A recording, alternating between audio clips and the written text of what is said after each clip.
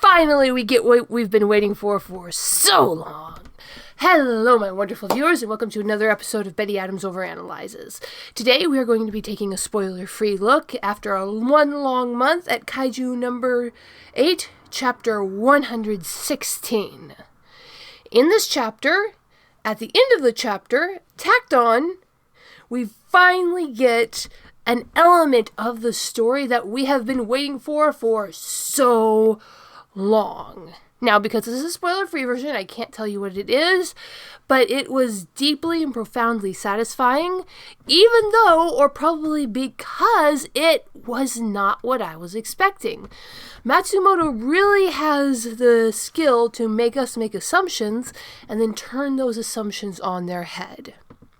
For instance, this entire time we've been focusing on the when talking about the rivalry between the 1st Division and the 3rd Division. Yeah, it was over turf.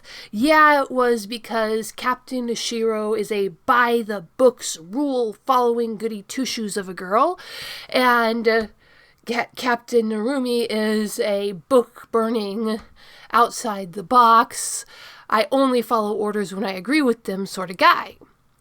And naturally, their attitudes would clash. Naturally, they'd have issues with contesting which part of Tokyo is under whose protection. Naturally, as the strongest Defense Force officer and the most popular Defense Force officer, they have a perfectly understandable rivalry going on. And yet, we all just assumed that the primary source of the antipathy in that rivalry, Jinrumi's raging rage, was equaled in Mina, that she was just hiding it because she was better at managing her emotions. Because every time we've seen them interact, Mina's just by the book. She puts up with Jirumi's attitude. She even compliments him where she deserves it. Yeah, she sticks her little knives into him with the comments about the only thing that he's good at is killing kaiju. But in their field, she fully recognizes where he's stronger than her is, and she just doesn't seem to be letting it get to her. And this entire time, I went in thinking, well, I mean, that's just Mina. That's just the facade that she maintains. Because clearly, there's this massive rivalry between the two divisions. She can't be immune to it. Because clearly the main rivalry is between Mina Ashiro and Jin Narumi. At least, that's what I assumed up until this chapter. And another thing we learned about this chapter, is the extent of certain people's powers. And how things that work on kaiju can also work on humans. I mean, that makes sense outside of if Kikoru hits somebody with an axe, he'll probably pulp a lot faster than a kaiju. But it's more expansive than that. This was a very satisfying chapter, a very quick read, plenty of action, even though a lot of it is flashback, and it really left me wanting more.